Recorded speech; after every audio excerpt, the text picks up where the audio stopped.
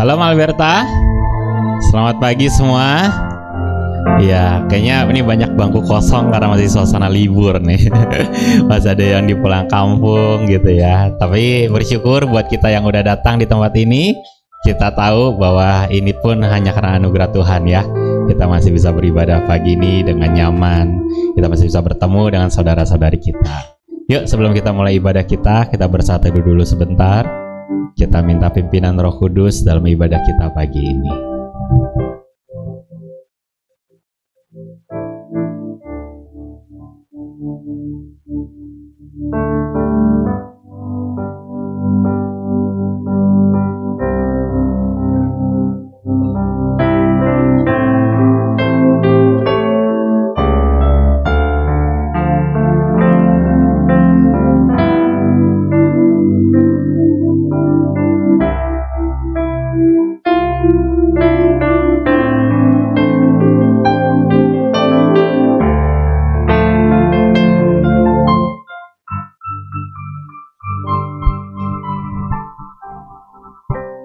Terima kasih Tuhan Yesus, terima kasih untuk pagi ini, terima kasih untuk satu hari lagi dalam hidup kami yang kami masih bisa nikmati. Terima kasih juga di hari Minggu ini kami masih bisa datang ke Alberta, bersekutu bersama, beribadah bersama saudara-saudari kami di tempat ini. Kami percaya kesempatan ini pun bisa terjadi semua karena anugerah Tuhan saja. Karena itu Tuhan, kami tidak akan sia-siakan kesempatan ini. Kami yang sudah datang, kami siap untuk memuji-Mu, menyembah-Mu. Kami siap belajar kebenaran firman-Mu. Kami siap berikan persembahan kami yang terbaik yang bisa kami berikan. Kami siap menikmati Engkau Tuhan di dalam ibadah ini. Terima kasih Tuhan untuk ibadah ini. Hanya di dalam nama Tuhan Yesus kami sudah berdoa dan kami mau mulai memuji menyembah-Mu. Haleluya. Amin. Mari Alberta, saya undang untuk berdiri. Kita mau mulai bernyanyi buat Tuhan kita. Kita katakan, Bapakku datang menyembah-Mu di sini. Kami mau nyanyi haleluya, haleluya.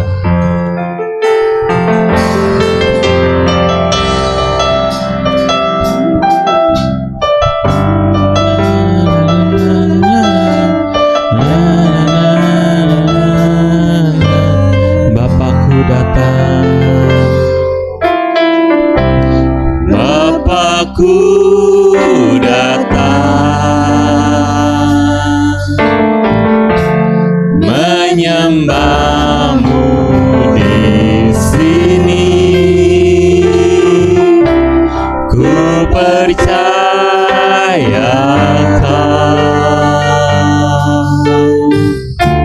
ada bagiku.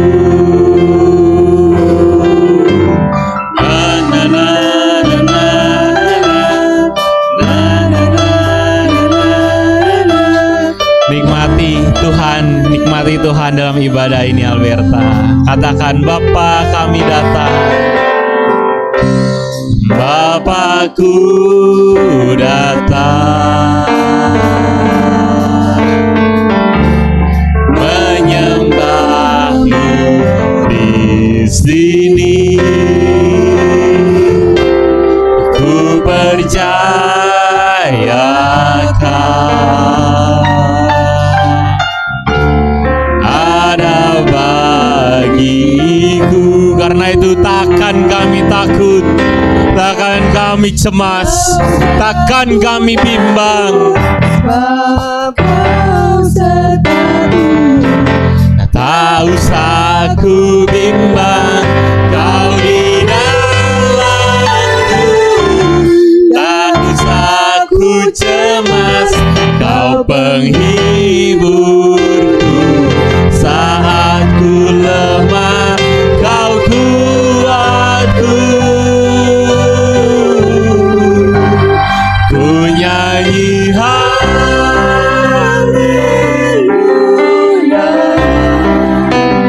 ku nyanyi haleluya. Sungguh Kau hebat, ajaib perkasa. Perbuatan-Mu kami nyanyi haleluya. Ku nyanyi haleluya.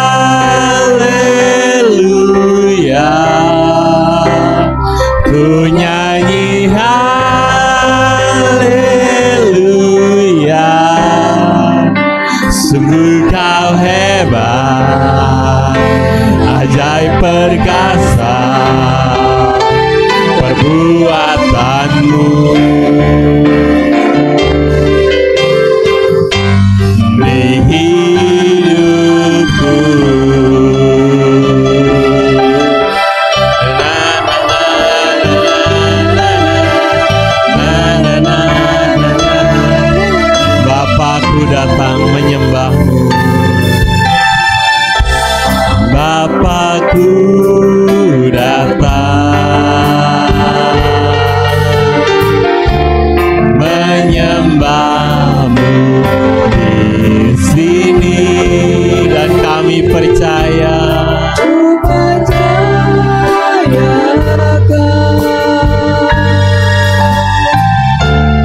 Ada bagiku, tak usah ku takut, tak usah ku takut, sebab Kau sertaku.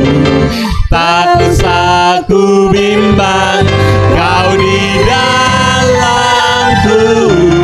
Tak usah ku cemas, terima kasih Tuhan, Kau kekuatan kami, Kau kuatku. Ku nyanyi haleluya,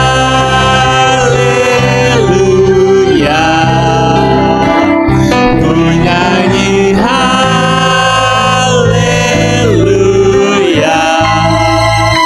Sungguh Kau hebat, ajaib perkasa, perbuatanmu kami nyanyi haleluya. Ku nyanyi haleluya,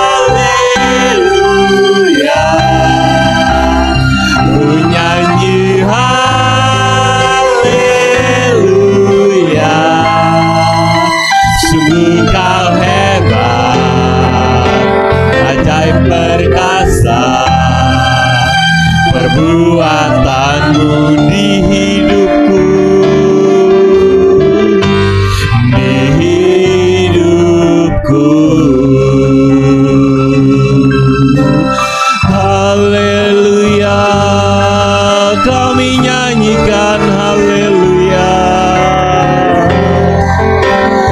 Haleluya,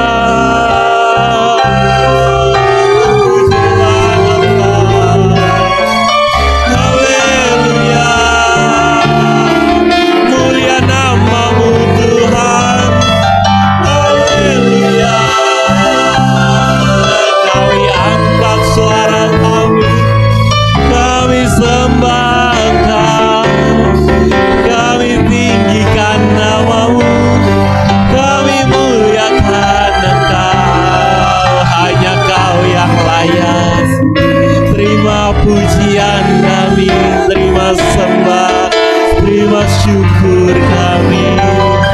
Terima kasih Tuhan, terima kasih untuk pagi ini, terima kasih untuk hari ini, terima kasih untuk kesempatan ini, terima kasih untuk ibadah ini, terima kasih Kau hadir di sini, terima kasih Kau tetap menuntun kami, terima kasih Tuhan Kau tetap memimpin kami.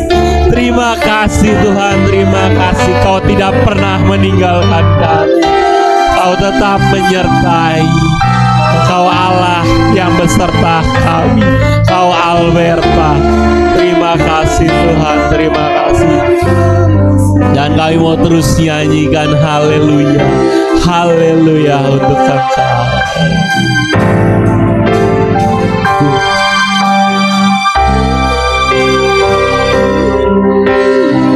Ku nyanyi haleluya. Sungguh Kau hebat,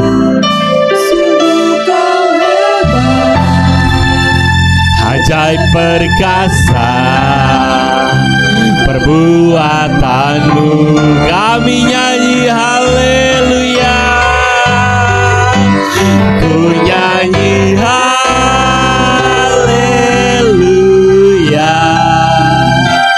ku nyanyi haleluya.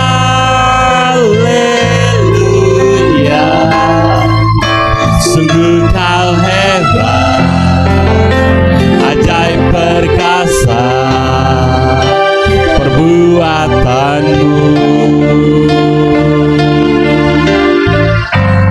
di hidupku. Ya Tuhan, terima kasih. Terima kasih kami boleh memulai ibadah ini dan kami akan terus lanjutkan di dalam Engkau. Kami mau terus memuji, kami mau terus menyembah, kami mau bersorak, kami mau menari, kami mau bersuka untuk Engkau Tuhan pada pagi ini. Terima kasih Tuhan untuk kesempatan ini. Hanya di dalam nama Tuhan Yesus kami siap untuk terus menyanyikan lagu-lagu untuk Engkau. Haleluya, amin. Salam semua. Ya, sebelum kita lanjut pujian kita, berikan dulu salam dan senyum buat saudara-saudarimu.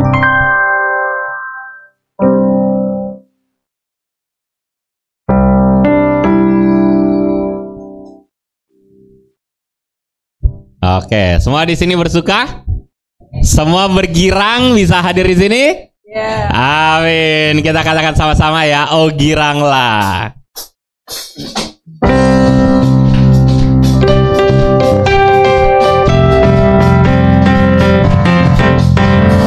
Oh giranglah, oh giranglah, Tuhan Yesus amat cinta pada saya.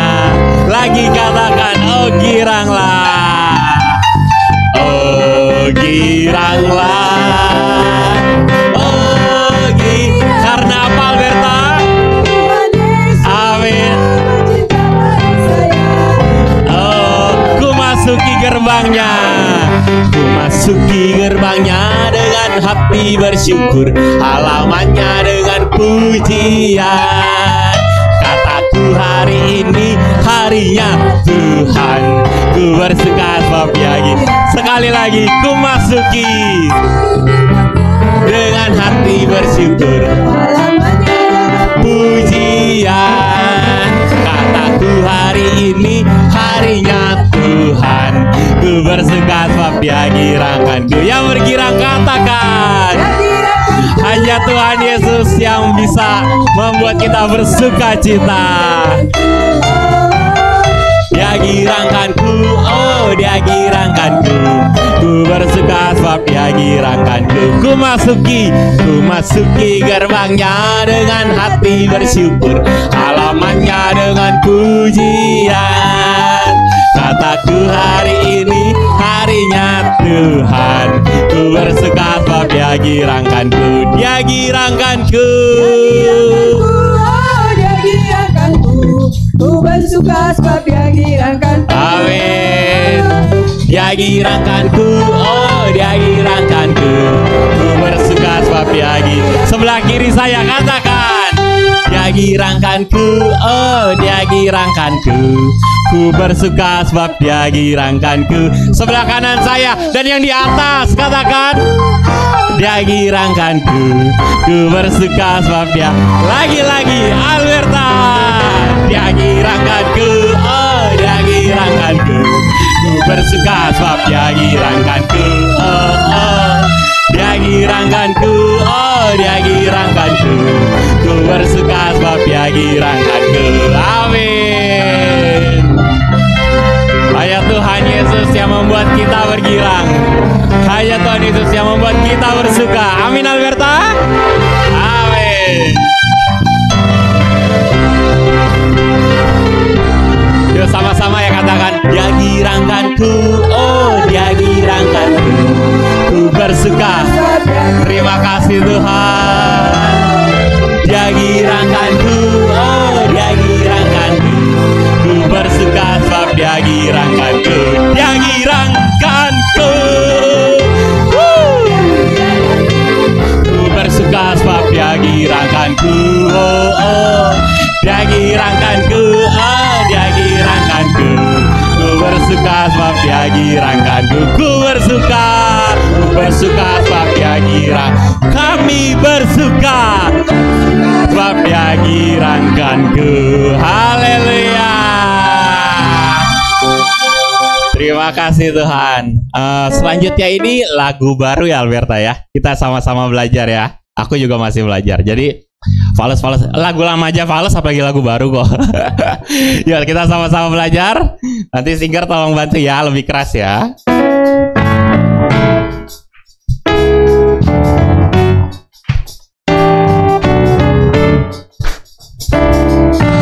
Katakan kau satu penuh kasih, satu penuh kasih, dua penuh hikmat, Tiga penuh kuasa, Kau mulia, Kau ada waktu suka, ada waktu duka. Kau, sekali lagi ya dari awal ya. Selalu bersamaku. Kau satu penuh kasih, dua penuh hikmat, tiga penuh kuasa. Kau mulia, Kau ada waktu suka, ada waktu duka. Kau setia dan selalu bersamaku. Kau membuatku tersenyum, membuatku tertawa, membuatku bahagia. Amin. Yesus, Kaulah sahabat, selalu hadir setiap saat. Hatiku bergembira bersamamu, Yesusku. Kanan kiri ke depan, mari semua bergoyang, menari bergembira, sukacitaku dalam Kristus. Amin. Kira-kira kayak gitu gambarannya, bisa?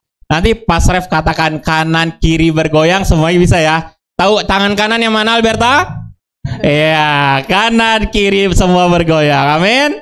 Yuk sama-sama kita lanjut lagi. Kita belajar sama-sama lagu ini. Kita nyanyi buat Tuhan kita. Kau satu penuh kasih, dua penuh hikmat, tiga penuh kuasa. Yuk. Kau satu penuh kasih, dua penuh hikmat, tiga penuh kuasa. Kau mulia, Kau ada waktu suka, ada waktu duka. Kau setia dan selalu bersamaku. Kau membuatku tersenyum, membuatku tertawa, membuatku bahagia. Yesus, Yesus, Kaulah sahabat, selalu hadir setiap saat. Hatiku bergembira bersamamu, Yesusku. Kanan kiri ke depan, mari semua bergoyang, menari bergembira, sukacitaku dalam Kristus. Amin. Sekali lagi. Ya, oke. Siap. Kesalahan teknis. Oke, siap? Yo, sama-sama sekali lagi, Alberta. Kau satu penuh kasih. Nah, ini udah benar nih.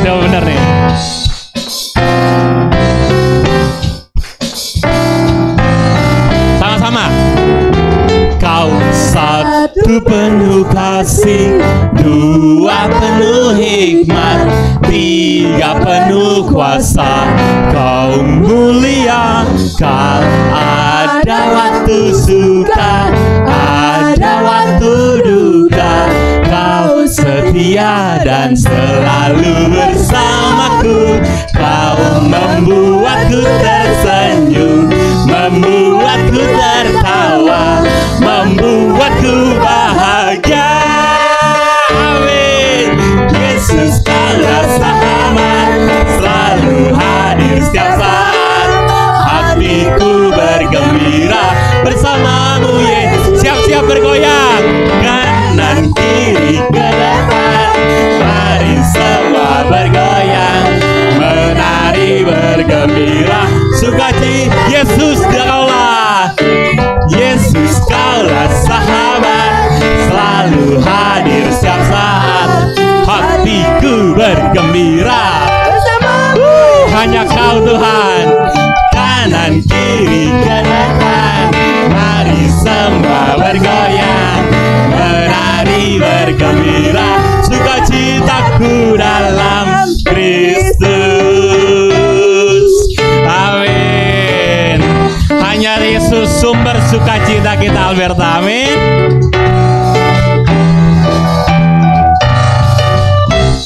Sama-sama ya, katakan sekali lagi, Yesus, Kaulah sahabat. Dan nanti jangan lupa gerak, jangan lupa goyang buat Tuhan kita. Yesus, Kaulah sahabat, selalu hadir setiap saat. bergembira bersamamu Yesus. Siap-siap, kanan kiri ke depan, mari semua bergoyang, menari bergembira, sukacitaku dalam Yesus. Kaulah sahabat, selalu hadir setiap saat, hatiku bergembira bersamamu. Kanan kiri ke depan, mari semua bergoyang, menari bergembira, sukacitaku dalam Kristus, sukacitaku. Katakan dengan imanmu Alberta, sukacitaku dalam Kristus. Haleluya.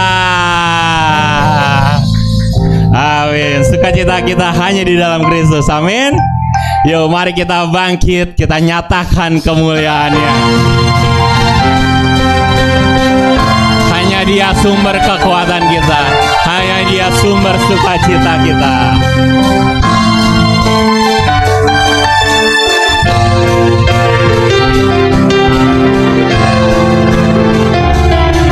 Yuk Alberta, sama-sama katakan, mari kita semua umat pilihan Allah.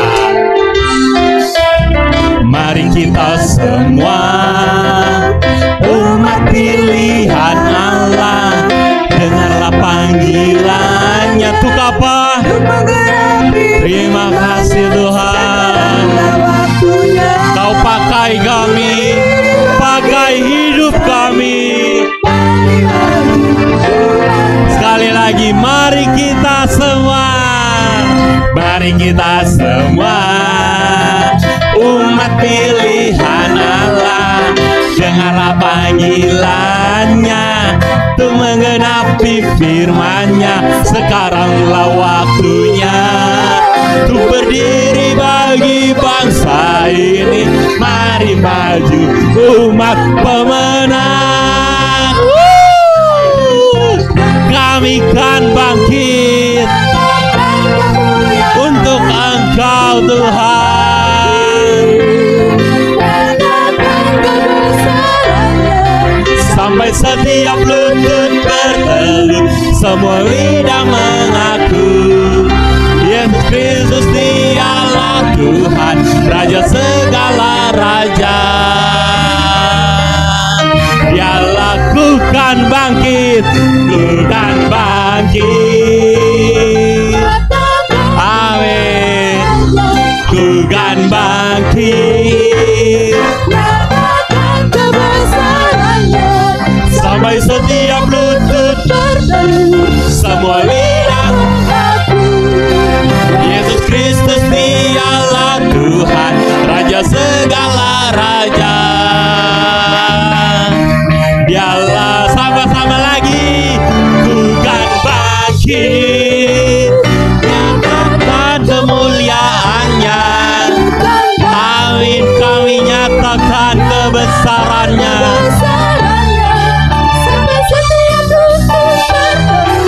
Semua lidah mengaku Yesus Kristus Dialah Tuhan, Raja segala raja. Dialah Raja, Dialah Tuhan, Dialah Yesus. Serukan namanya Yesus. Haleluya. Berikan tepuk tangan untuk Raja kita.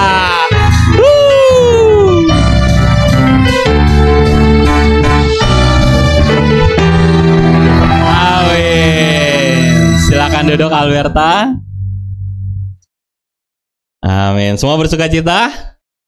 Semua semangat? Semangat belajar firman Tuhan pagi ini? Amin. Yuk, setelah dengan sukacita, dengan semangat kita memuji Tuhan, juga dengan semangat yang sama kita mau belajar kebenarannya pada pagi ini. Kita siapkan hati kita dulu sebelum firman Tuhan dibagikan pagi ini. Roh Kudus, tolong lembutkan setiap hati kami. Roh Kudus, tolong pimpin setiap kami, supaya kami siap menerima firman-Mu, kami siap ditegur, Kami siap diingatkan, kami siap dikuatkan, kami siap terima apapun yang Tuhan ingin sampaikan secara pribadi pada pagi ini.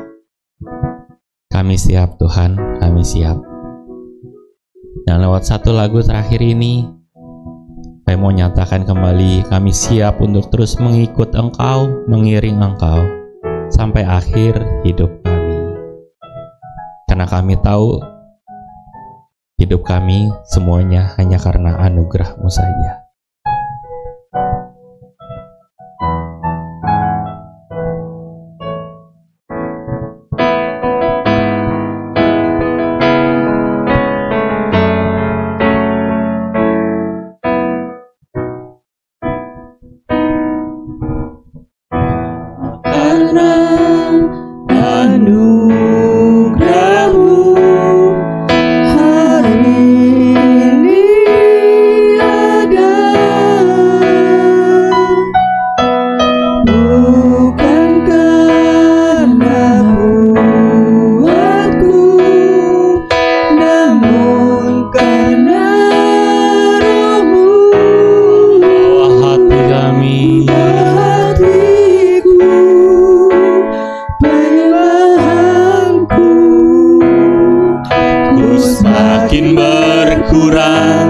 Yesus makin bertambah,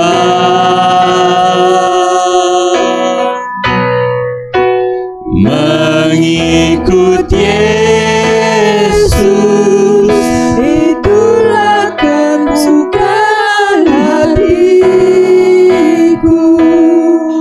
Ku lepas semua aku untuk mengenal kehendaknya di hidupku, mengiring Yesus itulah kekuatan hidupku. Ku yakin anugerahnya mampu jadikanku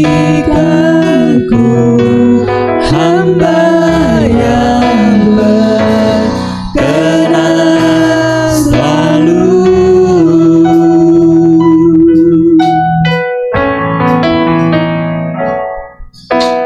Semua karena anugerah-Mu hari ini ada. Bukan karena kuatku, namun karena Roh-Mu. Kami bawa hidup kami bawa hati kami, penyembahanku ku semakin berkurang, Yesus makin bertambah, mengikut Yesus itulah kesukaan hatiku.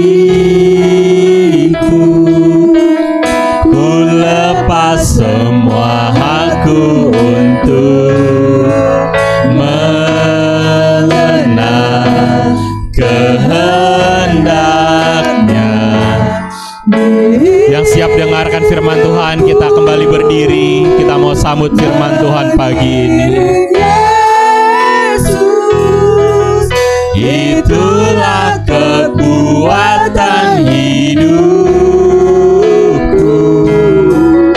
Ku yakin anugerahnya mampu jadikanku hamba yang berkenan selalu. Mengikut Yesus itulah kesukaan kami. Itulah kesukaan hatiku. Ku lepas semua aku untuk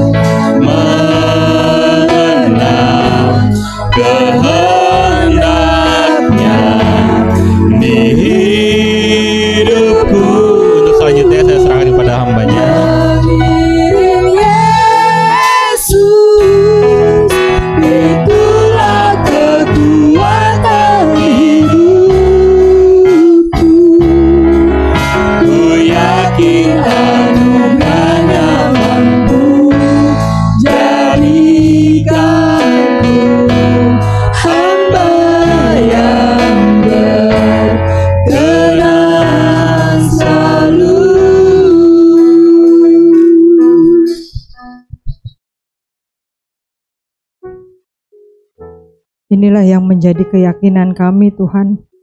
Dan biarlah kami bisa menyanyikan pujian ini di hadapan Tuhan. Bahkan kepada jiwa kami sendiri. Bahwa kami yakin Tuhan selalu mampu untuk menolong kami. Diri kami sendiri tidak bisa menolong kami. Dunia ini apalagi tidak bisa menolong kami. Tapi kami punya juru selamat. Tuhan yang hidup. Yang kami tahu selalu mampu dan mau untuk menolong kami. Itulah sebabnya Tuhan. Pagi ini kami bawa kembali hati ini kepadamu. Kami bawa pikiran kami ke hadapanmu. Kami bawa hidup kami ke rumahmu yang kudus ini Tuhan. Karena kami tahu kami butuh firman-Mu. Kami butuh bersekutu dengan Engkau. Kami butuh untuk diteguhkan, dikuatkan, ditegur, diingatkan, dihiburkan, diberikan solusi. Dan kami tahu itu hanya bisa kami dapatkan dari Engkau, Tuhan Yesus Kristus. Satu-satunya juru selamat kami yang hidup. Terima kasih Tuhan. Mari Roh Kudus berkaryalah. Ubahkan hati kami, ubahkan pikiran kami, sehingga hidup kami pun bisa berubah semakin berkenan kepada Tuhan. Hanya dalam nama Yesus kami menyerahkan semuanya ke dalam tangan-Mu. Yang percaya bersama kita katakan, amin. Silakan duduk Bapak Ibu Saudara. Selamat hari Minggu. Selamat pagi. Berarti kita yang ada di sini entah sudah kembali dari liburan atau tidak pulang kampung karena nggak punya kampung begitu ya, atau emang nggak kemana-mana begitu ya. Tapi kita percaya bahwa kita hari ini ibadah ke rumah Tuhan ini bukan karena kita nggak ada acara ya Bapak Ibu Saudara ya, bukan karena kita nggak pergi liburan ya, tapi karena memang itu adalah satu kebutuhan untuk kita bisa selalu mendengarkan firman Tuhan. Karena iman timbul dari pendengaran dan pendengaran dari firman Tuhan. Sesuai dengan tema dari Sinode Gereja Betel Indonesia, minggu kedua ini kita akan membahas tentang iman yang mengusir kekhawatiran. Yuk Bapak Ibu Saudara, kita baca dulu dari 1 Petrus 5 ayat 6 sampai yang ke-11. 1 Petrus 5 ayat 6 sampai yang ke-11. Bisa jalan nggak?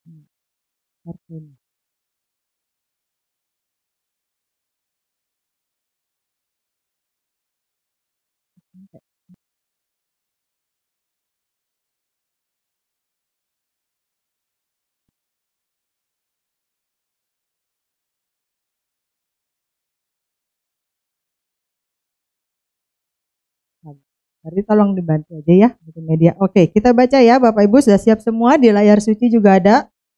1 Petrus 5 ayat yang ke-5 sampai yang ke-11. 1, 2, 3.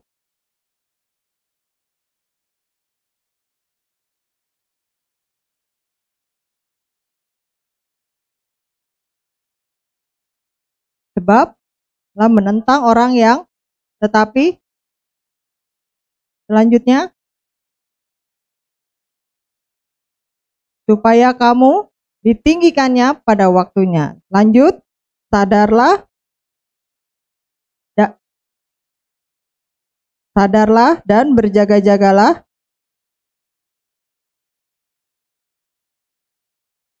dan mencari orang yang dapat ditelannya.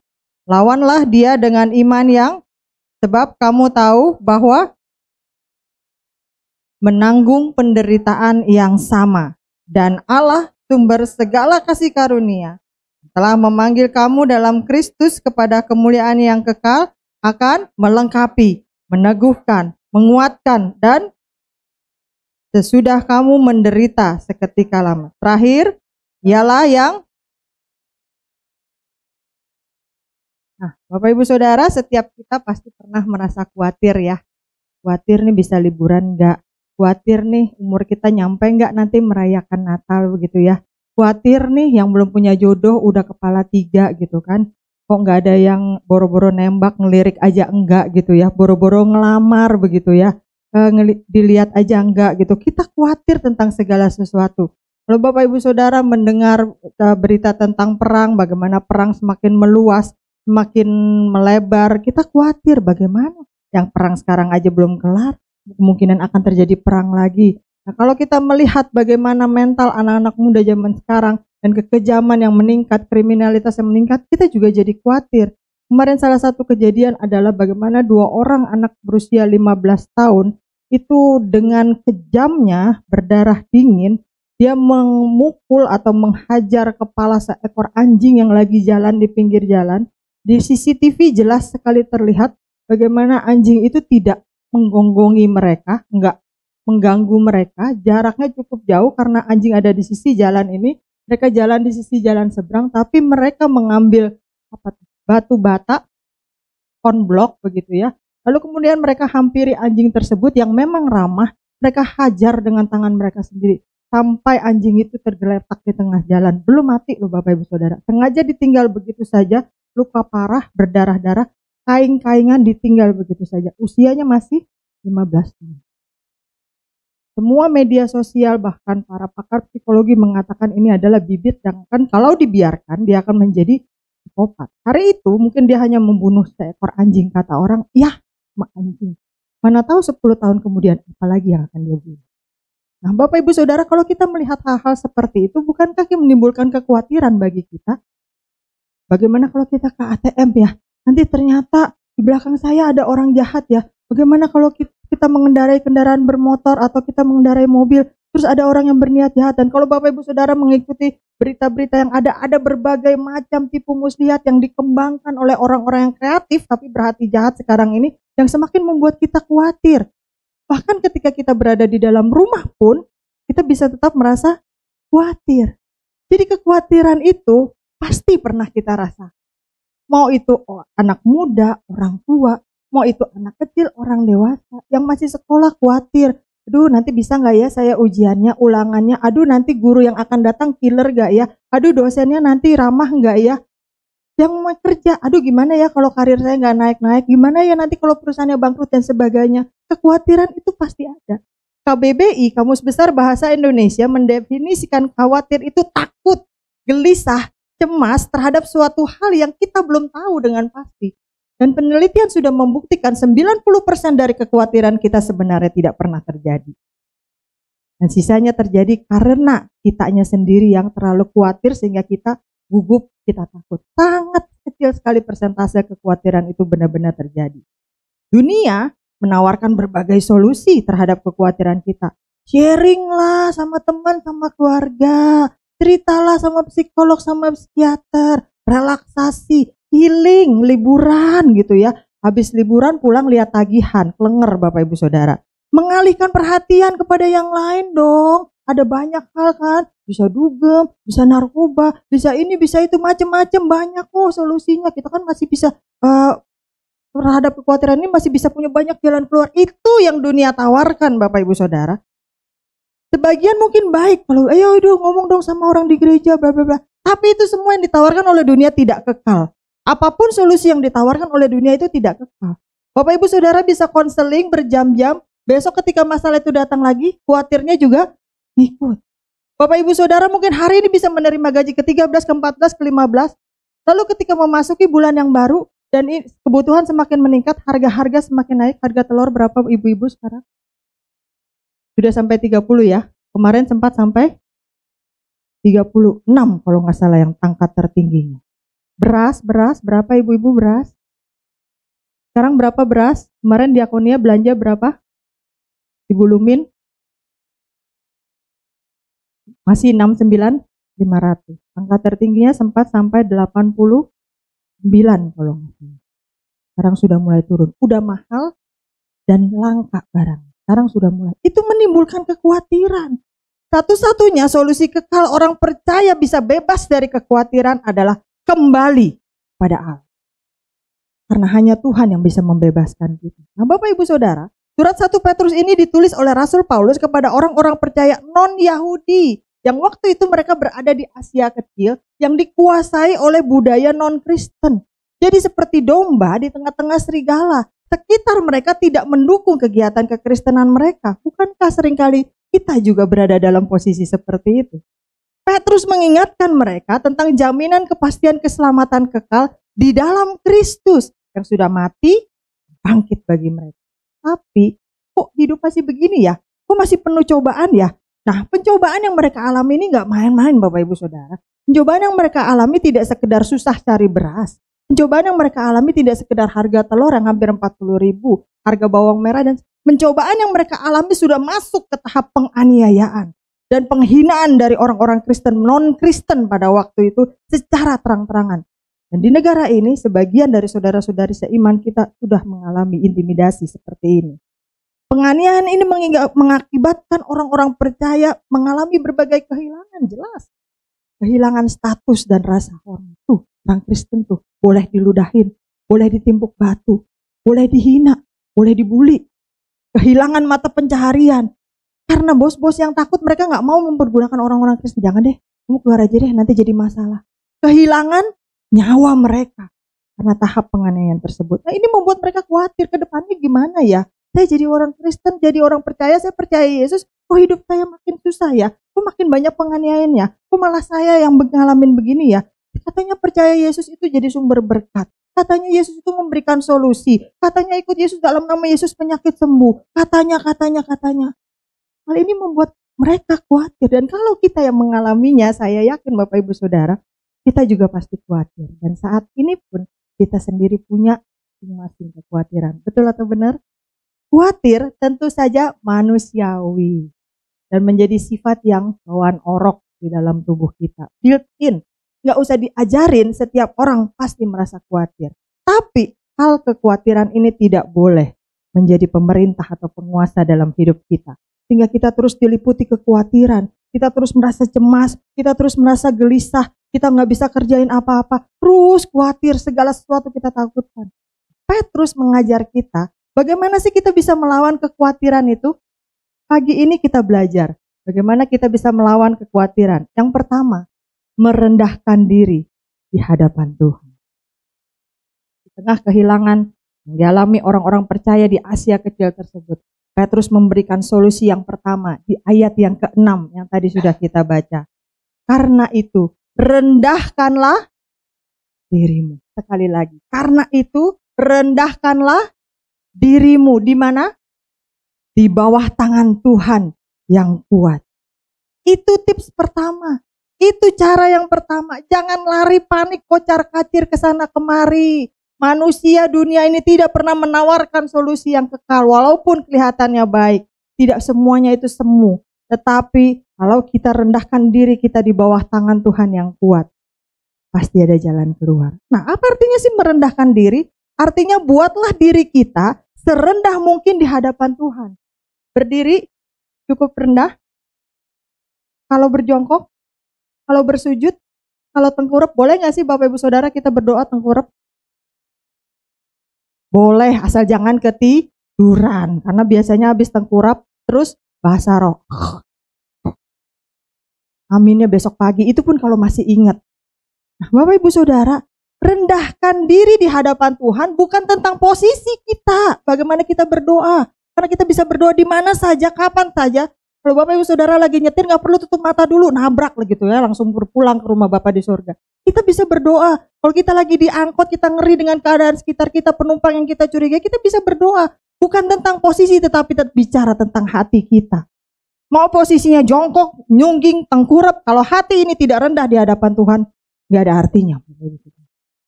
Masalahnya adalah bagaimana hati kita. Nah, Allah di ayat ini disebut sebagai tangan Tuhan yang kuat, yang merujuk kemana? Kekuasaan yang telah membebaskan Israel dari perbudakan di Mesir. 430 tahun Israel menjadi budak di Mesir. Tidak ada yang bisa membebaskannya. Tapi sekali Tuhan bekerja, sekali Tuhan memberikan tulah, semuanya bebas. Membebaskan umatnya dari perbudakan di Mesir tidak cukup. Karena bangsa Israel ini bangsa yang tegar tengkuk, mereka pun harus dibebaskan dari dosa dan memasukkan mereka ke dalam kemuliaan yang kekal. Itu yang kita alami sekarang. Karena kita adalah Israel rohani. Kalau kita bilang, oh saya nggak diperbudak oleh orang Mesir. Yes, saya nggak diperbudak, sekarang ini udah zaman modern, betul. Tapi kita tetap diperbudak oleh dosa. Kalau kita mau lihat ke dalam hati kita, bukankah masing-masing kita masih ada dosa yang membelenggu diri kita? Itu yang Yesus perlu bebaskan dari kita. Perbudakan dosa. Dan memasukkan kita ke dalam kehidupan yang kekal. Itu yang Yesus mau. Nah, ini artinya Petrus ingin berkata begini, Ketika kita mengalami kehilangan segala sesuatu, jangan khawatir tentang masa depan kita. Tetapi buatlah diri kita serendah-rendahnya, rendahkan hati kita serendah-rendahnya di hadapan Allah yang Maha Kuasa. Bapak Ibu Saudara, kelihatannya Petrus nggak nyambung ya ngomongnya. Bukannya harusnya bilang, kalau kita sedang khawatir, percayalah, Allah akan memenuhi segala kebutuhanmu. Kalau kita lagi nggak punya makanan, percayalah mujizat akan terjadi. Kita nggak usah khawatir. Bukankah harusnya ngomongnya gitu ya? Supaya nggak khawatir. Kok ini malah disuruh merendahkan diri? Hubungannya apa nih? Nggak nyambung nih kayaknya Petrus gitu ya. Tetapi jawaban Petrus justru harus kita pikirkan dan renungkan sebagai orang percaya. Kekhawatiran, takut terhadap masa depan yang belum terjadi, di mana kita berpikir sesuatu yang buruk. Kalau itu sesuatu yang baik, tidak akan membuat kita gelisah, betul apa benar? Kalau itu sesuatu yang menyenangkan, tidak akan membuat kita anxiety, tidak akan membuat kita takut, tidak akan membuat kita khawatir.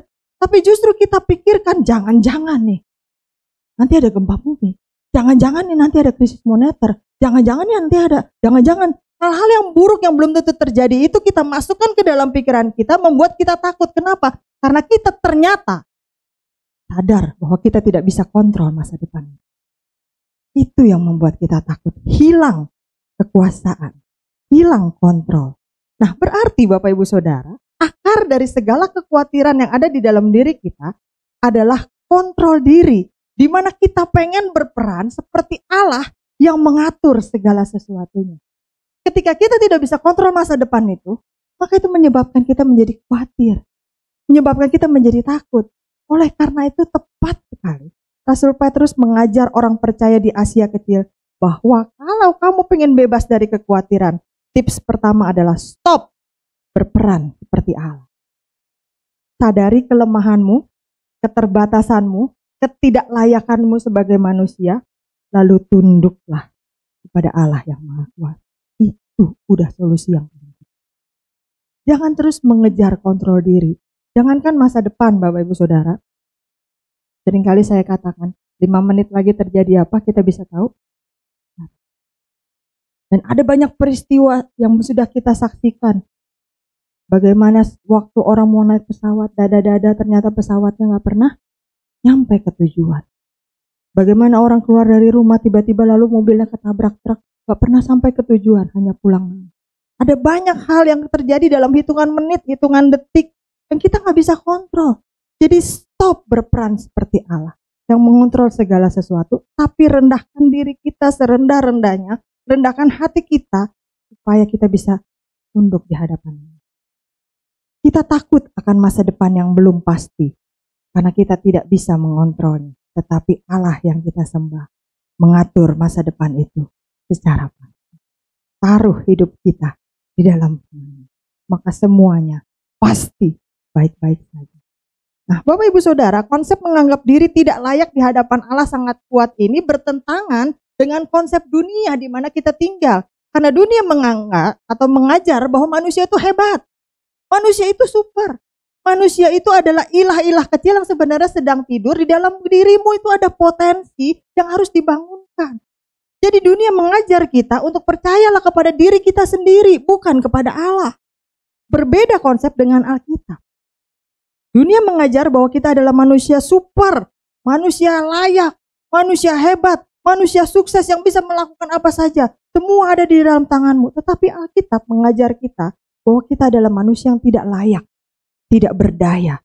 Tapi kita dilayakkan oleh Allah yang kuat dan berkuasa. Itu konsepnya.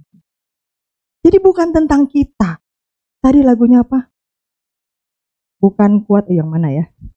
Bukan kuat dan gagah yang tadi ada kan ya? Semua karena anugerahmu hari ini ada. Terus, bukan karena kuatku. Bapak Ibu Saudara, waktu bangun tidur, bisa nggak kita atur? Kita malam tidur, kita tidak bisa atur, besok masih bisa melek atau enggak. Betul apa benar? Jadi ketika kita masih bisa melek, itu Tuhan yang. Ketika kita masih bisa get up from the bed, bangun dari ranjang kita, itu karena Tuhan. Kalau kita masih dikasih 1 hari lagi, itu karena Tuhan. Bukan karena kita yang mau. Kalau kita bilang apa? Kalau kita karena kekhawatiran kita mau menambahkan sehasta saja. Sehasta itu kurang lebih 45 cm Bapak Ibu Saudara. Mungkin selangkah orang dewasa. Kita pengen, Tuhan, saya nggak mau mati dulu. Anak saya belum married. Tuhan, cucu saya udah mau lahir. Saya masih mau melangkah. Tuhan, 1 langkah lagi. Tidak bisa. Jadi artinya, kalau kita masih bisa melakukan berlangkah-langkah dalam hidup ini, bahkan untuk hari ini, setiap langkah itu adalah anugerah Tuhan. 45 cm saja kita butuh anugerah Tuhan. Dan kalau Bapak Ibu Saudara bisa melakukan puluhan langkah, ratusan langkah, berlangkah-langkah sampai tiba di gereja ini, udah berapa anugerah Tuhan hanya untuk melangkah saja. Jadi yang pertama, rendahkan dirimu di hadapan Tuhan. Setelah kita merendahkan diri di hadapan Tuhan, apa yang akan terjadi?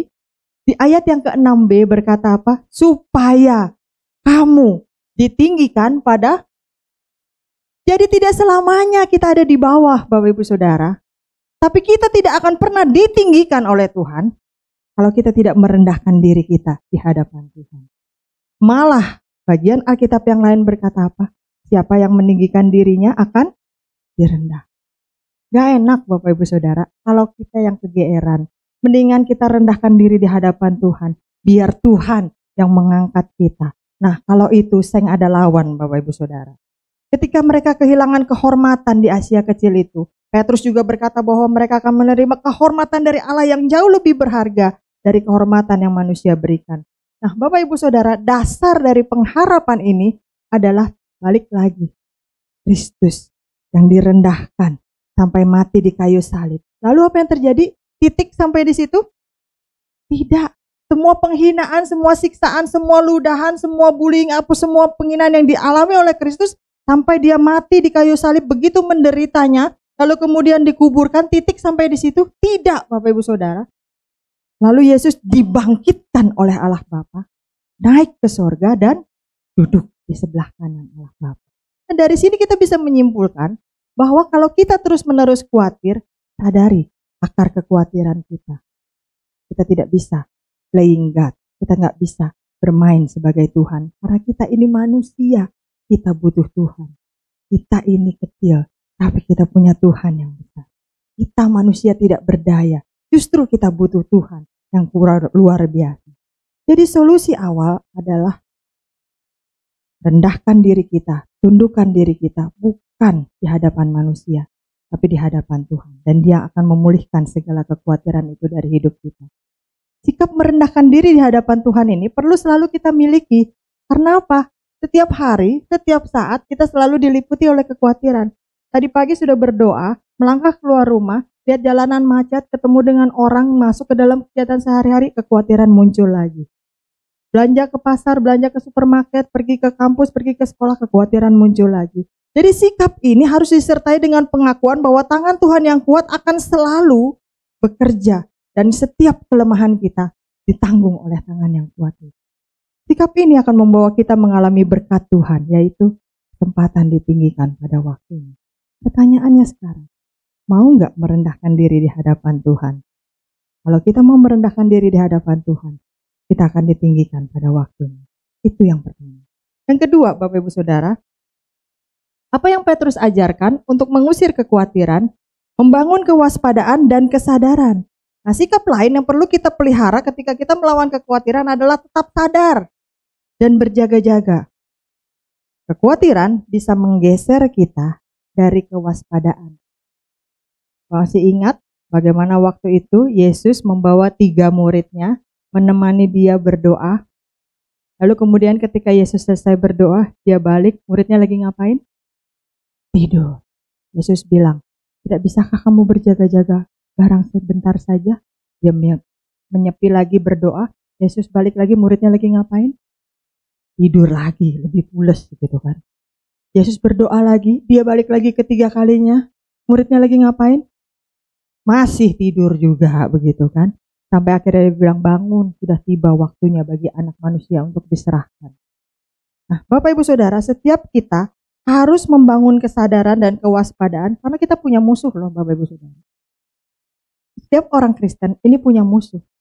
Pasti Bapak Ibu Saudara bilang, enggak, hidup saya baik-baik aja. Saya nggak pernah ribut sama orang. Saya sabar-sabar aja. Kaki saya diinjak malah saya kasih yang sebelahnya. Ini injak lagi yang sebelahnya. Gitu kan. Kalau parkiran saya direbut orang, saya ngalah aja. Saya nggak pernah ribut loh sama orang. Musuh dari mana? Bapak Ibu Saudara, musuh kita bukan dari dunia ini. Tetapi si iblis yang selalu mencari kesempatan untuk menyerang kita. Ketika kita mendeklarasikan diri kita menjadi orang Kristen, secara otomatis iblis itu akan menjadi musuh kita. Nah, iblis di sini digambarkan sebagai singa.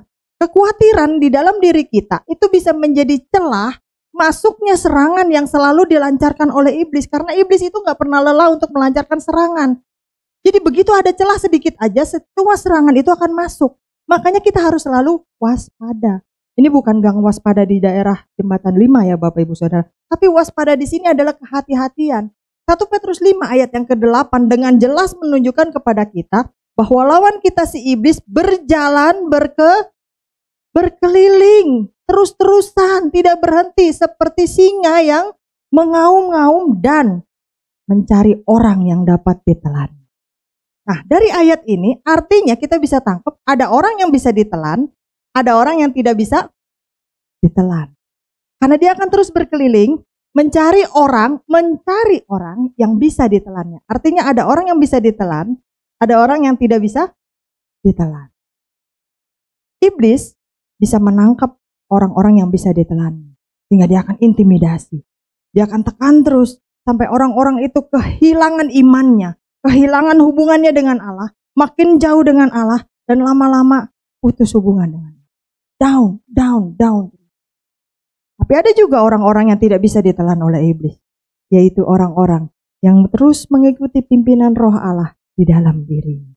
Nah, pertanyaannya tentu saya, Bapak Ibu dan Saudara pengennya jadi orang yang gak bisa ditelan oleh iblis dong ya. Kita gak pengen, oh iblis telanlah aku. Enggak. Kita pengen jadi orang yang menang. Kita pengen jadi orang yang bisa melawan iblis, melawan musuh kita. Gimana caranya? Yang pertama, sadarlah. Sadar. Apa yang perlu kita sadarin? Kita semua di sini sadar kok. Gak ada yang pingsan, gak ada yang tidur kok. Sadari apa? Sadari hal-hal apa yang bisa menyumbat Roh Kudus mengalir di dalam hati kita. Yohanes 7 ayat 38 berkata, barang siapa percaya kepadaku, seperti yang dikatakan oleh kitab suci, dari dalam hatinya akan mengalir aliran air hidup. Nah, aliran air itu terhenti atau mampet, artinya ada sesuatu yang menyumbat. Betul apa benar? Namanya aliran itu pasti akan mengalir. Kalau dia terhenti atau mampet atau berkurang volume airnya, pasti ada sesuatu yang menghambat. Itu yang perlu kita cari. Apa yang menyumbat aliran Roh Kudus di dalam diri kita? Kekhawatiran tentang apa? Tentang keluarga? Tentang Tuhan? Tapi jangan-jangan kita mulai meragukan Tuhan. Meragukan iman kita kepada Dia. Padahal sepanjang hidup kita, Dia selalu menolong kita. Tapi setiap kali masalah datang, lagi khawatir. Pertolongan Tuhan dijatuhkan. Ada masalah datang, kita lagi khawatir. Pertolongan Tuhan diberikan. Jangan-jangan itu yang menyumbat aliran Roh Kudus. Apapun yang kita temukan di dalam diri kita, bereskan itu Bapak Ibu Saudara. Bereskan itu di hadapan Tuhan. Jangan biarkan mengganjal dan menyumbat aliran Roh Kudus di dalam diri kita. Biarkan aliran Roh Kudus itu mengalir deras dalam diri kita. Karena orang yang dalam hatinya ada aliran Roh Kudus tidak bisa ditelan oleh iblis. Yang kedua, apa yang harus kita lakukan? Waspadalah. Kita tidak boleh takut, tapi harus hati-hati. Bukan berarti petantang-petenteng menantang bahaya. Enggak. Tidak boleh khawatir, tapi tetap berjaga-jaga. Bedanya di mana sih Bapak Ibu Saudara? Bedanya adalah ketakutan dan kekhawatiran membuat kita tidak bisa melakukan apa yang seharusnya kita lakukan. Menghambat kita, menghentikan kita melakukan apa yang harusnya kita kerjakan. Membuat kita tidak bisa bergerak ke tempat yang harusnya kita ada di sana. Yang kita tuju. Ibaratnya seperti blokade jalan. Bapak Ibu Saudara, misalkan dari sini mau ke Mall Kelapa Gading, lalu tiba-tiba di tengah jalan ada Car Free Day. Jalanan ditutup. Nah, blokade jalan. Membuat kita tidak bisa sampai ke tujuan kita Mall Kelapa Gading. Tidak bisa dilewati oleh kendaraan. Nah, ketakutan dan kekhawatiran itu ibarat seperti itu. Blokade jalan membuat kita tidak bisa kemana-mana. Tapi nggak demikian kalau kita hati-hati dan waspada. Hati-hati dan waspada itu tidak membuat kita berhenti bergerak. Tidak menghalangi kita sampai ke tujuan kita. Tidak menghalangi kita tetap memuliakan Tuhan. Hati-hati dan waspada itu ibarat helm. Udah lupa ya sama helm Bapak Ibu Saudara. Yang naik motor masih pakai helm? Masih. Enggak, deket gitu kan. Kecelakaan ada di mana-mana. Mau deket, mau jauh. Kalau kepala jatuh ke aspal, menang mana Bapak Ibu Saudara? Masih menang aspal kayaknya sampai hari ini. Nah, Bapak Ibu Saudara, itu ibarat helm, ibarat seat belt. Seringkali ada orang bilangin, kan kita di Indonesia, bukan di luar negeri, jadi nggak apa-apa, nggak usah pakai seat belt. Ntar kalau ada polisi baru pakai seat belt. Padahal itu untuk kewaspadaan kita, untuk kebaikan kita sendiri, untuk kehati-hatian kita sendiri. Nah, helm dan seat belt yang ada di kendaraan kita atau di tubuh kita yang kita kenakan membuat kita lebih aman, tapi tidak menghalangi kita untuk lebih maju, tapi meningkatkan kewaspadaan kita. Kewaspadaan kita terhadap iblis yang berjalan berkeliling seperti singa yang mengaum-ngaum seharusnya tidak menghentikan kita untuk melayani Tuhan. Tidak menghentikan kita untuk hadir beribadah di gereja. Tidak menghentikan kita untuk bekerja dan berkarya bagi Tuhan. Tidak boleh menjadikan kita jadi orang yang takut ketemu sama orang-orang yang orang berdosa, nggak mau deket-deket deh. Justru kita harus ada di sana. Siapa yang akan menerangi tempat yang gelap itu kalau terangnya pada pergi dan nggak mau datang ke tempat yang gelap? Kewaspadaan kita menjaga kita untuk tahu boundariesnya, batasannya, dan tidak terlibat dengan dosa. Lawan dari kewaspadaan adalah hidup yang sembrono atau careless, seenaknya. Kalau bahasa Betawinya mungkin slebor begitu. Nggak peduli dengan apa yang dibaca, nggak peduli dengan apa yang dimakan, nggak peduli dengan apa yang ditonton, didengar, semuanya aja kita masukkan ke dalam tubuh kita, masuk ke dalam pikiran kita, masuk ke dalam hati kita. Nah, kalau hidup ini masih seperti itu, stop Bapak Ibu Saudara. Waspadalah dengan apa yang kita makan, secara rohani, baik ataupun jasmani. Waspadalah dengan apa yang kita tonton. Tidak semua hal itu berguna untuk kita tonton. Waspadalah dengan apa yang kita dengar. Tidak semua hal itu berguna untuk kita dengar. Karena apa yang masuk akan menentukan yang keluar. Kalau kita menyendengkan telinga kita kepada gosip, pada lagu-lagu dunia saja yang penuh patah hati, bahkan mengajarkan forever yang suruh bunuh diri dan sebagainya. Jangan heran kalau itu juga yang akan kita lakukan. Ketika kita mendengarkan gosip, yang akan kita omongin apa? Gosip. Karena yang kita tahu hanya gosip itu. Isi kepala kita hanya tentang gosip. Tapi kalau kita isi dengan firman Tuhan, yang keluar juga apa? Firman Tuhan. Penghiburan bagi orang lain. Penguatan bagi orang lain. Kalau kita banyak menggunakan mata kita untuk bermain games, apalagi games-games yang plus-plus begitu ya, atau menonton film-film yang penuh kekerasan, bahkan terbiasa dengan kata-kata makian di zaman sekarang ini ya, yang menurut anak-anak muda itu mah harusnya keren dan trendy mami. Kalau enggak gitu enggak keren katanya begitu kan. Nah, kita kalau terbiasa dengan hal-hal seperti itu jangan heran suatu kali kita juga akan ikut dengan mudah mengucapkan kata-kata. Karena jujur Bapak Ibu Saudara, kemarin di dalam salah satu acara resmi di klaster kami begitu ya, ada salah seorang yang bukan lagi anak muda dan ketika di dalam acara permainan dia menyebutkan salah satu kata itu begitu ya. Ya semoga nanti videonya diedit. Karena apa? Karena sudah terbiasa sehingga ketika spontanitas di dalam permainan keluar kata-kata seperti itu. Kalau kita terbiasa mengisi, terbiasa ada di area yang seperti itu, lama-lama kita akan kebal. Biasa itu mah nggak apa-apa. Biasa itu mah. Dan lama-lama kita juga akan ikut-ikutan. Waspadalah Bapak Ibu Saudara. Berjaga-jagalah. Jangan hidup seperti orang yang tidak punya musuh. Sebagai anak Tuhan, kita selalu punya musuh.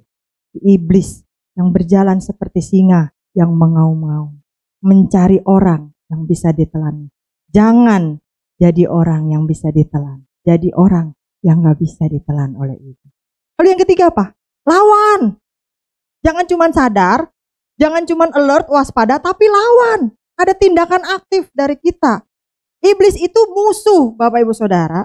Jangan terlena dengan film-film kartun, Casper, setan yang baik gitu ya. Terus ada apa lagi yang model-model begitu. Terus zaman sekarang juga ada banyak film-film yang wah setan mah baik, asal kita baik sama dia, dia juga baik begitu. Jangan terlena dengan hal itu. Iblis itu musuh orang percaya. Lawan. Kan takut, serem, betul. Iblis memang lebih serem dari kita, betul. Iblis memang lebih hebat dari kita, betul. Tidak mungkin kalau kita sendirian bisa menang lawan iblis. Itu betul. Kalau kita tanpa Tuhan tidak mungkin menang lawan iblis. Itulah sebabnya kita perlu Roh Kudus mengalir di dalam hati kita. Supaya kuasa Kristus yang luar biasa itu manunggal, menyatu dengan kita dan bekerja di dalam diri kita. Sehingga apapun, siapapun tidak bisa menang melawan kita. Bukan karena kita, tapi karena ada kuasa Kristus yang bekerja di dalam diri kita. Sehingga iblis apapun gak ada apa-apanya dan pasti kalah kalau berhadapan dengan Kristus yang ada di dalam diri kita. Itu intinya, bukan kitanya. Saya pernah menyaksikan di sini bagaimana seekor tikus yang berjalan dengan sahabatnya, seekor singa, Bapak Ibu Saudara. Waktu itu si tikus ini jalan, dia menembus hutan, dan ketika di hutan itu bertemu dengan binatang-binatang yang lainnya, binatang yang lainnya hormat gitu ya. Mau menundukkan diri, selamat pagi, selamat siang, selamat sore. Si tikus ini menjadi sombong, menjadi bangga dengan dirinya. Tuh kan, walaupun saya kecil, orang hormat sama saya. Tuh, lihat tuh, dia mulai tepuk dada. Tuh, lihat kan, semua binatang besar kecil, semua menundukkan diri waktu saya lewat. Dia lupa bahwa di belakang dia yang jalan siapa? Singa, sahabatnya. Karena ada singa itulah, binatang yang lain hormat sama si tikus dan singa. Coba kalau nggak ada singa, udah diterkam kali itu tikus dari kapan-kapan. Nah, Bapak Ibu Saudara, ketika kita berhadapan dengan musuh kita si iblis, kalau kita berjalan sendirian, kita ibarat tikus. Tapi kita perlu Tuhan yang menjadi kuasa yang bekerja di dalam diri kita. Yakobus 4 ayat 7 berkata, karena itu tunduklah kepada Allah dan lawanlah iblis. Dia nggak bilang lawanlah iblis, tapi ada tunduklah kepada Allah. Baru lawanlah iblis, maka ia akan lari daripadamu. Nah, jadi ketika ada godaan dosa, kekhawatiran dalam pikiran hati kita, harus kita lawan, jangan dibiarin. Nanti jadi depresi, frustrasi, stres, bunuh diri, minum baygon rasa stroberi, Bapak Ibu Saudara. Yakin, percayalah, kita tunduk kepada Allah, kuasa Allah bekerja dalam diri kita, iblis, kekhawatiran pasti lari dari diri kita. Amin. Yang terakhir, Bapak Ibu Saudara. Apa yang Petrus ajarkan untuk kita mengusir kekhawatiran? Memiliki keteguhan dalam iman. Rasul si jahat bisa menggunakan kekhawatiran untuk terus-menerus melancarkan serangan dan menjatuhkan iman kita. Dan itu sudah pasti. Dia gak pernah tidur, dia gak pernah capek. Terus dia akan lancarkan serangan. Sampai kepada satu titik di mana ada celah, serangan itu akan masuk. Terus dia akan lancarkan. Rasul Petrus menyatakan bahwa kita harus melawannya dengan iman yang teguh. Semua orang percaya mengalami serangan yang sama. Semua orang percaya. Jangan bilang, oh ya saya cuma disunter aja nih yang susah begini nih, saya pindah ke daerah lain. Tidak. Semua orang percaya di dunia ini, di belahan dunia manapun mengalami serangan yang sama. Hanya mereka yang mempunyai keteguhan iman yang mengalami kemenangan. Nah, firman Tuhan mengajarkan kita bagaimana kita bisa melawan serangan iblis dengan iman yang teguh. Karena tidak otomatis ketika kita menjadi orang Kristen mempunyai iman yang teguh. Harus ada usaha dari kita. 1 Petrus 5 ayat 9 berkata apa? Lawanlah dia dengan iman yang teguh sebab kamu tahu bahwa semua saudaramu di dunia ini menanggung penderitaan yang sama. Enggak usah iri-irian Bapak Ibu Saudara. Nah, bagaimana kita bisa punya iman yang teguh? Yang pertama, bergaul dengan Allah. Caranya gimana? Rajin berdoa pribadi, baca Alkitab, pelajari firman Tuhan. Roma 10 ayat 17 berkata, jadi iman timbul dari pendengaran. Dan pendengaran oleh firman Tuhan. Seringkali saya katakan kalau baca Alkitab itu gak ada alasannya Bapak Ibu Saudara. Mata udah gak kelihatan. Ada kok Alkitab yang lebih gedean hurufnya, versi cetaknya. Kalau gak kelihatan juga, boleh pinjam yang dari gereja segede mimbar ini Bapak Ibu Saudara. Ada, gak perlu pakai kacamata udah kelihatan. Oh bawanya repot kalau media cetak. Ada kok aplikasi Alkitab banyak bisa masuk di handphone. nggak terlalu besar sekarang memorinya. Banyak kok, itu bisa digedein, hurufnya bisa digedein, bisa dikecilin. Oh, mata capek kalau baca. Oh, bisa didengerin kok. Seperti drama radio, drama Kumbara, bisa sambil ada back sound-nya dan segala macam. Pernah saya contohkan berapa kali di tempat ini. Artinya Bapak Ibu Saudara, kalau kita mau punya iman yang teguh, harus ada usaha dari kita, karena itu tidak auto. Tidak otomatis saya percaya Yesus langsung iman kita tinggi. Tidak, itu bagian untuk kita kerjakan. Apa yang harus kita kerjakan? Punya relasi dengan Tuhan. Bagaimana caranya? Baca firman-Nya. Itu suratnya Tuhan buat kita. Bagaimana kita mau kenal sama Tuhan? Kita nggak pernah baca WA-nya Tuhan. Bagaimana kita mau akrab sama Dia? Kita nggak pernah baca surat cintanya. Bagaimana kita bisa mengenal Dia? Kita tidak pernah baca apa yang Dia tuliskan bagi kita. Ungkapan hatinya, keinginannya, kehendaknya. Mana mungkin kita punya relasi yang baik? Dan kalau kita tidak punya relasi yang baik dengan Tuhan, iman itu pun tidak teguh. Kalau Bapak Ibu Saudara tidak mengenal seseorang dengan baik, otomatis kita tidak dengan mudah percaya kepada orang itu. Betul atau benar? Persentase kepercayaan kita pasti berbeda dengan orang yang sudah kita kenal lebih baik. Begitu juga dengan iman. Makin kita mengenal Tuhan, makin kita mengalami Dia, punya pengalaman pribadi, otomatis iman itu akan makin teguh. Percaya kita akan makin penuh, persentasenya akan makin naik. Sehingga ketika iblis menyerang kita dengan berbagai intimidasinya, kita punya shield, kita punya perisai, kita punya iman yang kuat. Kenapa? Firman Tuhan yang kita baca, kita masukkan ke dalam pikiran ini, kita simpan dalam hati ini, akan diingatkan dalam hati. Akan keluar. Saya nggak ngerti Bu, baca aja dulu, simpan aja dulu dalam pikiran, simpan aja dulu dalam hatimu. Satu kali Roh Kudus yang akan memberikan pencerahan. Kita juga nggak takut kalau iblis menyerang, karena kita tahu dengan siapa kita berjalan. Tuhan yang hidup, yang selalu mendampingi kita. Lalu apalagi yang harus kita lakukan? Kita butuh komunitas yang membangun iman kita. Bapak Ibu Saudara mungkin punya banyak komunitas, komunitas badminton, komunitas sepeda, komunitas makan-makan enak begitu ya, komunitas jalan-jalan healing. Tapi kita butuh yang lebih dari itu. Itu boleh nggak sih? Boleh kalau punya. Tapi kita butuh komunitas yang membangun iman kita juga. Bukan sekedar hal-hal semu di dunia ini. Siapa mereka? Saudara-saudari seiman yang bisa saling mendoakan, saling menguatkan, terutama dalam keadaan kita paling sulit. Kita butuh support system, Bapak Ibu Saudara. Tidak ada manusia yang bisa hidup seorang diri saja. Tidak ada. Seperti tubuh kita, waktu kita lagi lemah, kita lagi sakit, kita butuh dokter buat merawat kita. Kita butuh orang-orang di sekitar kita untuk membantu kita. Begitu juga dalam hidup kerohanian kita. Ada kalanya nanti, atau mungkin sudah, atau mungkin sekarang ini, kita butuh orang-orang mendukung kita ketika kita sedang lemah. Menuntun kita kembali, jalan. Kembali ya ke jalan yang benar, itu udah mulai melenceng. Kita diingetin, salah. Waktu kita bingung harus ke arah mana, ada komunitas, ada saudara-saudari seiman kita. Ini bingung ya, ikut yuk ke jalan yang benar. Kita ada penuntunnya, mengingatkan kita akan firman Tuhan. Ingat ya, firman Tuhan bilang apa? Firman Tuhan di bacaan Abah bilang apa? Jangan gitu, ngomongnya kayak yang diajarin di khotbah tuh. Kemarin dia ajarin firman Tuhannya apa? Ada komunitas yang terus menguatkan ketika kita lemah. Jadi keteguhan iman dapat dibangun dengan senantiasa mengingat Kristus sebagai fokus iman kita, yang sanggup menolong kita dari persoalan apapun. Amin Bapak Ibu Saudara. Bagaimana caranya kita selalu ingat? Kalau kita punya komunitas support system kita, yang justru bisa mendukung kita di saat-saat yang kita butuh. Jadi Bapak Ibu Saudara, ayo mari kita makin setia ikut kegiatan ibadah, bergaul dengan saudara seiman, baik di dalam komunitas ataupun dalam keseharian kita. Sekarang udah gampang, semua orang punya handphone, semua orang punya WA, bisa telepon, video call, atau apapun juga. Pergaulan gak harus tatap muka. Agar kita apa?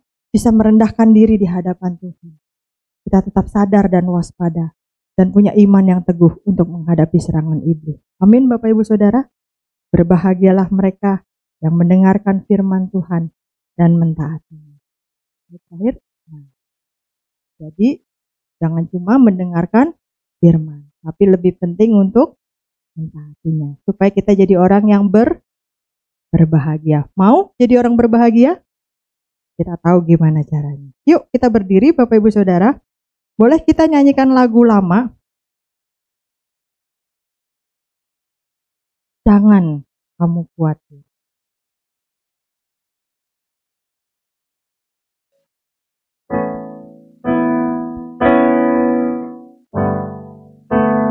Jangan kamu khawatir, burung di udara dia pelihara. Jangan kamu khawatir, bunga di padang dia hiasi. Jangan kamu khawatir, apa yang kau makan, minum, pakai. Jangan kamu khawatir, Bapa di surga memelihara. Sekali lagi. Jangan kamu khawatir, burung di udara dia pelihara. Jangan kamu khawatir, bunga di padang dia hiasi. Jangan kamu khawatir, apa yang kau makan, minum, pakai. Jangan kamu khawatir, Bapa di surga memelihara. Sekarang Bapak Ibu Saudara, kita nyanyikan lagu ini terakhir kali. Mohon maaf karena ini lagu waktu itu tim pemusik belum lahir Bapak Ibu Saudara. Jadi mereka nggak familiar sama lagu, betul ya? Nah, jadi sekali lagi kita nyanyikan. Waktu bilang jangan kamu khawatir, tepok sebelahnya, colek, jangan kamu khawatir. Kita kuatkan sebelah kita. Ayo kita nyanyikan sekali lagi. Jangan kamu khawatir, burung di udara dia pelihara. Colek sebelahnya. Jangan kamu khawatir, bunga di padang dia hiasi. Haleluya. Jangan kamu khawatir, apa yang kau makan, minum, pakai. Jangan kamu khawatir, Bapa di surga memelihara. Bapa di dalam surga, inilah yang menjadi kerinduan hati kami Tuhan, bahwa kami ingin terbebas dari kekhawatiran. Walaupun dunia berkata kekhawatiran itu manusiawi, dan setiap saat bisa menyelinap di dalam hati kami, sangat sulit sekali untuk melepaskannya, seperti tanaman yang merambat dari tembok. Bapa di dalam surga, kami tahu solusi yang paling tepat dan solusi yang kekal permanen adalah merendahkan diri serendah-rendahnya di hadapan Tuhan. Karena kami tahu kami manusia yang tidak berdaya, kami tahu kami manusia yang tidak layak, kami manusia yang berdosa, yang bahkan tidak bisa melepaskan diri dari dosa yang kami buat sendiri. Tetapi bersyukur kepada Tuhan, karena kami sudah punya juru selamat yang hidup, Yesus Kristus sebagai Tuhan dan Juru Selamat satu-satunya di dalam hidup kami, yang telah mati, dibangkitkan dan naik ke surga, duduk di sebelah kanan Allah Bapa. Itulah yang menjadi dasar pengharapan iman kami. Setiap kali kami merasa khawatir, setiap kali kekhawatiran itu menyelinap di dalam hati dan pikiran kami mau tunduk kepada Tuhan, kami mau lari ke hadapan Tuhan, kami mau mendekat kepadamu Tuhan, karena kami tahu hanya Tuhan yang bisa dan mau untuk menolong kami.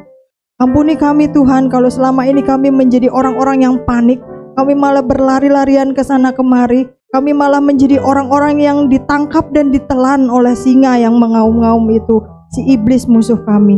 Mulai hari ini Tuhan, setiap kali kami merasa khawatir, kami mau mengangkat tangan kami ke hadapan-Mu, karena kami tahu burung di udara saja Tuhan pelihara, bunga bakung di padang saja Tuhan hiasi. Kami tidak perlu khawatir tentang makan dan minum kami, karena kami adalah anak-anak Tuhan yang Tuhan kasihi. Apapun yang terjadi dalam hidup kami selalu berada di dalam pengawasan Tuhan. Bahkan sebelum kami minta kepadamu, Engkau sudah tahu apa yang akan kami alami. Engkau sudah melindungi kami, Engkau sudah melengkapi kami, Engkau sudah memberkati kami, Engkau sudah menjagai kami, sehingga kami bisa tetap aman selama kami berada di dalam genggaman tangan-Mu. Terima kasih Tuhan untuk janji firman Tuhan ini yang kami butuhkan di dalam hidup kami melebihi apapun yang ada di dunia ini. Dan kami percaya ya Tuhan, kalau kami melakukannya sesuai dengan firman Tuhan, maka kami menjadi orang-orang yang paling berbahagia di dalam dunia ini. Hanya di dalam nama Yesus kami berdoa dan bersyukur. Yang percaya bersama kita katakan amin. Saya kembalikan. Puji Tuhan, saya yakin kita semua diberkati pagi ini oleh firman Tuhan. Saya atas nama seluruh jemaat mengucapkan terima kasih untuk pelayanan Ibu Pendeta Karmelia. Tuhan Yesus memberkati. Oke, sekarang saya undang kepada yang bertugas membawa kantong persembahan untuk maju. Kita siapkan persembahan kita, dan sebelumnya kita akan berdoa dulu buat persembahan ini. Nanti doa persembahan saya minta kesediaan Ibu Tri ya, memimpin kita dalam doa persembahan. Bapak yang baik, kami bersyukur dan berterima kasih Tuhan untuk waktu dan kesempatan kembali saat ini. Kami boleh kembali bisa menikmati berkat-Mu, menikmati hadirat-Mu, menikmati kasih-Mu Tuhan, bahkan menikmati kebenaran firman-Mu Tuhan. Terima kasih Tuhan, saat ini kami juga diberikan kesempatan untuk memberikan persembahan, biar Engkau yang menyucikan, menguduskan setiap persembahan yang akan kami berikan ini, biar boleh menjadi berkat. Berkati Tuhan persembahan yang akan kami berikan, agar kami bisa memberi dengan hati yang penuh sukacita Tuhan. Terima kasih Bapa. Berkati juga kedua kolektan yang melayani pada pagi hari ini dengan berkat yang khusus. Terima kasih Bapa, di dalam nama Tuhan Yesus kami berdoa dan kami mengucap syukur. Amin. Amin. Mari kita berikan persembahan kita. Saya akan bacakan pengumuman, Bapak Ibu bisa lihat juga di layar depan ya. Mari untuk jemaat, ada di antara jemaat yang baru pertama kali hadir di Alberta pada pagi ini. Kalau ada, saya mohon kesediaannya berdiri sebentar. Apakah ada?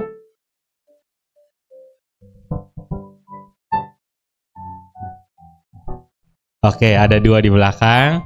Selamat datang. Kami dari Alberta mengucapkan selamat datang. Kalau Bapak Ibu belum punya tempat ibadah tetap, kami mengundang untuk bisa beribadah bersama di sini. Kita bertumbuh, berakar bersama di sini. Puji Tuhan. Pengumuman berikutnya, keluarga besar GB Alberta mengucapkan terima kasih kepada Pendeta Karmelia Suryanto yang telah menyampaikan firman Tuhan dalam kebaktian umum hari ini. Tuhan Yesus memberkati keluarga dan pelayanan Ibu. Terima kasih juga kepada semua pelayan yang telah setia melayani dalam kebaktian umum hari ini. Tuhan Yesus memberkati dengan bonus khusus. Untuk kaum wanita diundang untuk hadir dalam kebaktian kaum wanita yang diadakan setiap hari Selasa pukul 10 pagi. Dan hari Selasa ini tanggal 16 April firman Tuhan akan disampaikan oleh PDM Wiwi Karta Elia. Mari berdoa bersama dalam benteng doa GB Alberta setiap Jumat pukul 10 pagi. Benteng doa ini terbuka untuk umum, kita bisa mengajak keluarga, tetangga, teman untuk bisa saling menguatkan melalui doa kita. Lalu untuk kaum muda diajak untuk ibadah bersama setiap hari Sabtu sore pukul 6 dalam komunitas EYT atau Alberta Youth Team. Dan hari Sabtu ini tanggal 20 April diadakan acara sharing. Untuk kebaktian yang akan datang minggu depan tanggal 21 April pukul 8 pagi firman Tuhan akan disampaikan oleh Pendeta Asaf Immanuel. Dan seperti biasa setelah ibadah umum ada ibadah Alberta Kids juga sekolah minggu pada pukul 10.30.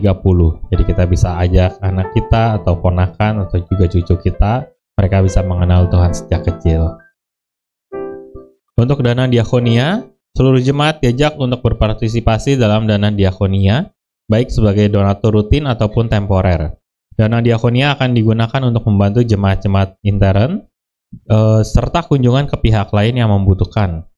Jemaat bisa memberikan persembahan untuk diakonia adalah lewat amplop atau transfer atau juga scan QRIS. Informasi untuk dana diakonia bisa menghubungi Diakon Livi. Terima kasih kepada para donatur diakonia, secara khusus terima kasih kepada Ibu Ika yang sudah mempersembahkan 50.000. Lalu berikutnya untuk acara kongko kita, jadi setelah ibadah umum, nanti di depan itu tiap minggu ke berapa ya? 1, 3, dan 5 itu kita ada acara kongko-kongko, ada snack yang disediakan. Nah, kalau Bapak Ibu mau berpartisipasi dalam mempersembahkan snack juga bisa menghubungi Diakon Lilumin.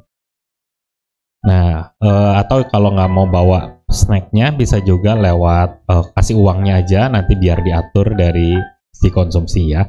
Dan terima kasih kepada Ibu Melinda yang sudah mempersembahkan 100.000 dan Ibu Ika Muslika 50.000.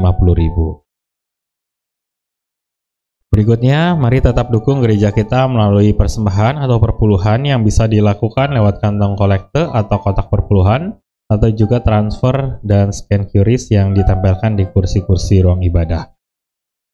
Jangan lupa tetap satukan hati berdoa bagi gereja kita dan juga bangsa kita setiap malam pada pukul 9 malam dimanapun kita berada. Kita luangkan waktu sejenak untuk gereja kita dan juga untuk negara kita Indonesia. Untuk semua kegiatan tadi, semua pengumuman yang tadi saya bacakan, Bapak Ibu bisa lihat juga di warta digital yang dikirimkan di WA grup GB Alberta, khususnya buat yang melayani supaya bisa mempersiapkan diri. Oke, itu saja. Apakah ada tambahan? Tidak ada. Saya undang kembali untuk jemaat berdiri. Kita akan akhiri ibadah kita akan doa tutup, dan nanti doa berkat akan dipimpin oleh Ibu Gembala. Kita angkat kembali pujian terakhir sebelum firman Tuhan. Kita katakan, mengikut Yesus itulah kesukaan hatiku. Mengikut Yesus itulah kesukaan hatiku.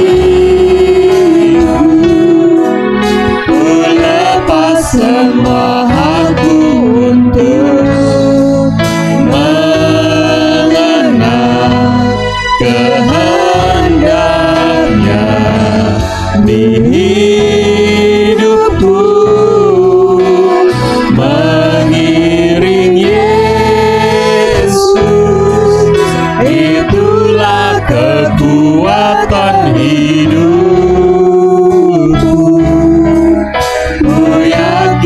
Anugerahnya mampu jadikanku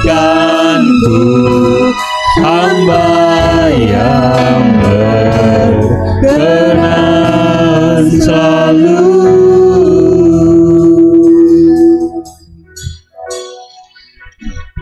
Terima kasih Tuhan untuk hari ini. Terima kasih Kau sudah hadir di tempat ini. Kau sudah memimpin ibadah ini dari awal hingga akhirnya. Kau sudah memberkati setiap kami semua yang hadir pada pagi ini, yang sudah memuji menyembah-Mu, yang sudah mendengarkan firman-Mu, yang sudah berikan persembahan kami.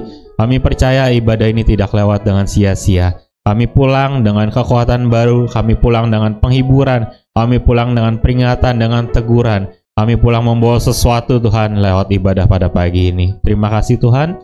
Kami juga bersyukur pagi ini kami kembali diingatkan lewat firman Tuhan, untuk kami selalu sadar, waspada, dan juga melawan untuk setiap cobaan, untuk setiap godaan yang datang. Roh Kudus tolong pimpin kami, Roh Kudus tolong terus kuatkan kami, agar kami bisa terus hidup di dalam jalannya Tuhan, hidup di dalam kehendak Tuhan, dan tidak ikut arus, tidak ikut-ikutan dunia ini, dan tidak jatuh juga dalam dosa. Tolong kami Roh Kudus, kuatkan kami. Terima kasih Tuhan, kami juga berdoa buat hamba-Mu, untuk Ibu Pendeta Karmelia yang Tuhan sudah pakai menyampaikan firman-Mu pada pagi ini. Kami percaya berkat-Mu yang turun ke atasnya. Dan kami juga berdoa biar dimanapun Cahel melayani, di situ nama Tuhan Yesus dimuliakan. Apapun peran yang dijalaninya, di situ nama Tuhan Yesus dimuliakan. Tuhan, kami juga mau berdoa buat saudara-saudari kami yang banyak kami lihat nggak hadir pagi ini, dengan keperluan masing-masing. Mungkin ada yang sedang liburan, mungkin ada yang sedang pulang kampung, mungkin sedang ada keperluan lain juga. Tuhan, tolong berkati mereka seperti Engkau memberkati kami. Tuhan juga tolong sertai mereka. Kalau mereka ada di dalam perjalanan, Tuhan juga yang pimpin perjalanan mereka. Dan pada minggu yang akan datang, mereka semua bisa datang beribadah kembali. Kami semua bisa disegarkan, kami semua bisa bertumbuh bersama di Alberta ini. Terima kasih Tuhan.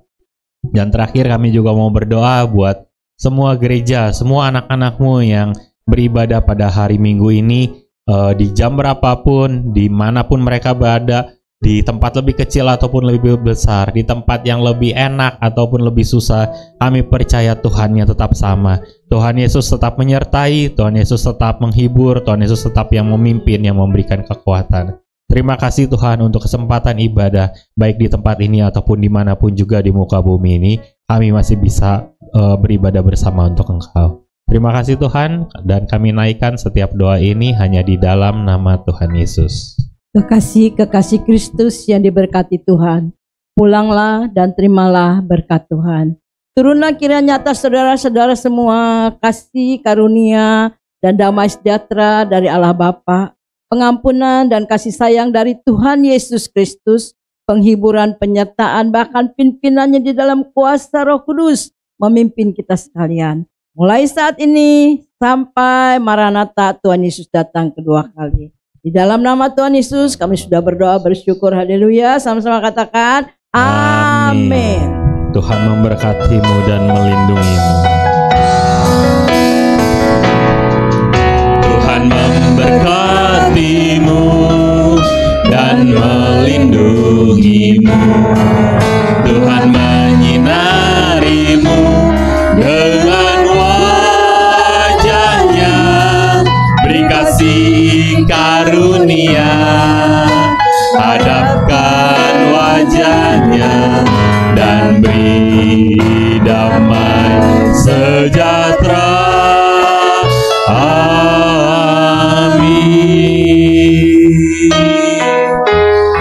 Ibadah selesai, selamat bersaat teduh dan selamat hari Minggu. Tuhan Yesus menyertai kita semua.